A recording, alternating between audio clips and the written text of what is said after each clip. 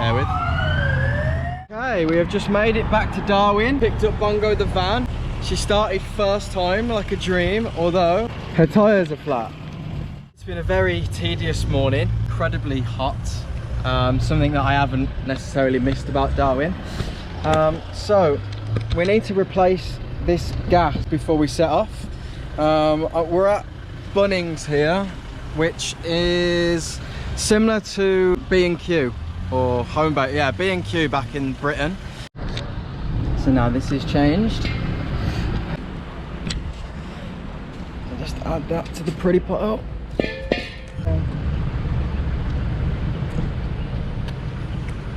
It's too hot for a sausage sizzle. It's far too hot for a sausage sizzle. A bit stressed. Why? A bit sad. Because Bongo's playing up and we can't travel to Cairns today. So it's an abort mission. Unfortunately, the van was just struggling to start. It's a Sunday and so we can't see a mechanic and we can't buy a jump pack at the moment. So rather than risking it and going out into the middle of nowhere and not being able to start the van, we're going to find somewhere to stay another night and try and find a solution for hopefully tomorrow. Unfortunately, that's just the way the cookie crumbles. So we're going to get into some aircon and have a pint and have a little think about what we're doing next. Happy girl. Regan, the mechanic, is trying to fix the van.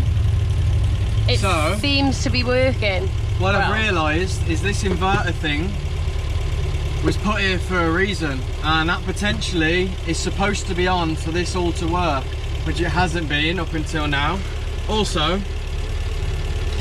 we're connecting all of these things which is connected to solar power to the main battery, which is draining the main battery. So I disconnected it and now it works, but we just have a random wire there, but it seems to be working. Fingers crossed.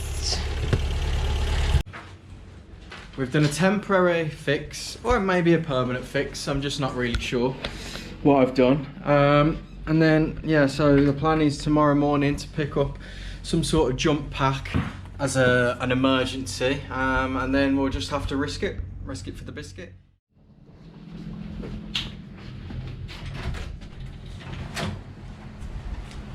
Okay, good morning. Things are starting off quite well and we've managed to call ahead to Bunnings and reserve a starter pack for the van. We haven't tried to start her yet this morning, but fingers crossed she does. The fridge is still working this morning, so disconnected both batteries, so the fridge is still running off solar and the van should just start as it should. We're just having some breakfast here, just outside the van, outside the frontier, and then we're gonna go and pick up the supplies we need before we set off.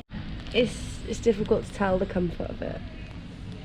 So Kat's just trying to figure out whether or not this pillow is good enough. Obviously the plastic around it isn't going to be helping the comfort there. Really thin when you don't fold it. Yeah, this is what they call here a European pillow, apparently. It's just a big, square, silly pillow, really, isn't it? Okay, we get these then again. Okay, so we've just picked up this little gizmo, and so this charges via USB, and then we plug these into that and that onto the battery. It says it starts a lorry, so we shouldn't have any problems. So we're just gonna charge it up and then we're gonna hit the road. Ain't it, babes? Yeah, that's right. You tell no lies.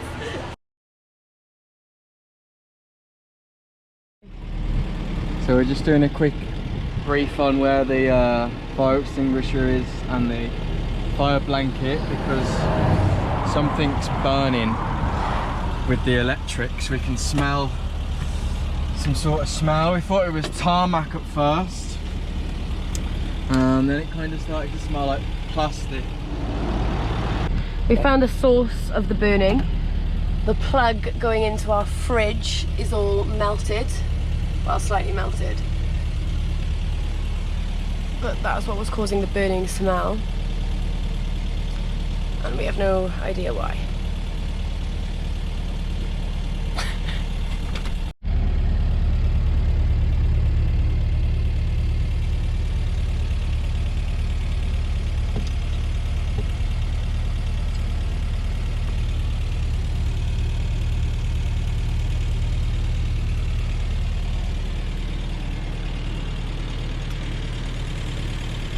Just dropped the screw that's screwed onto there, down there somewhere. So what we've had to do is cable tie it on.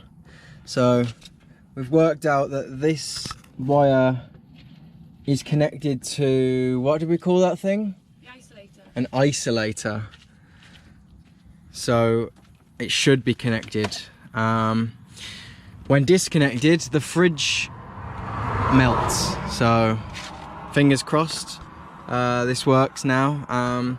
We're kind of back at square one, but we do have this pack thing now, so hopefully if worst comes to worst, that will save the day. Right, so a little update. I've just been stung on the arm by a wasp while we were cruising along, and Cat's flicked him off and he landed on my slider.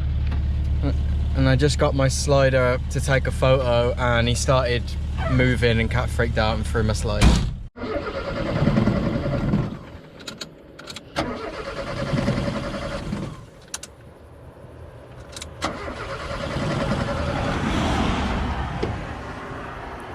Damn. I don't know. That was the battery pack that helped start it then. It used 3%. Sound. Perfect. Just use that every time. Okay, so issue number 1000. We've just realised that the fuel is still full. After driving 64 k's. It's definitely not full. So we're going to fuel up now. I don't know if you can see that. We were 20 litres down, which is about the same size as a jerry can, which is about half a tank. Do you think? Half a tank? Yeah, it's a little bit less than half a tank, so we're going to keep an eye on that. Yep.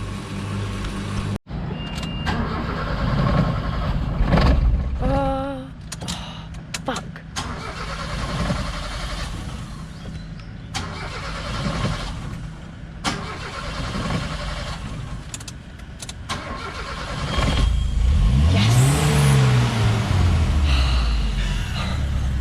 Jesus.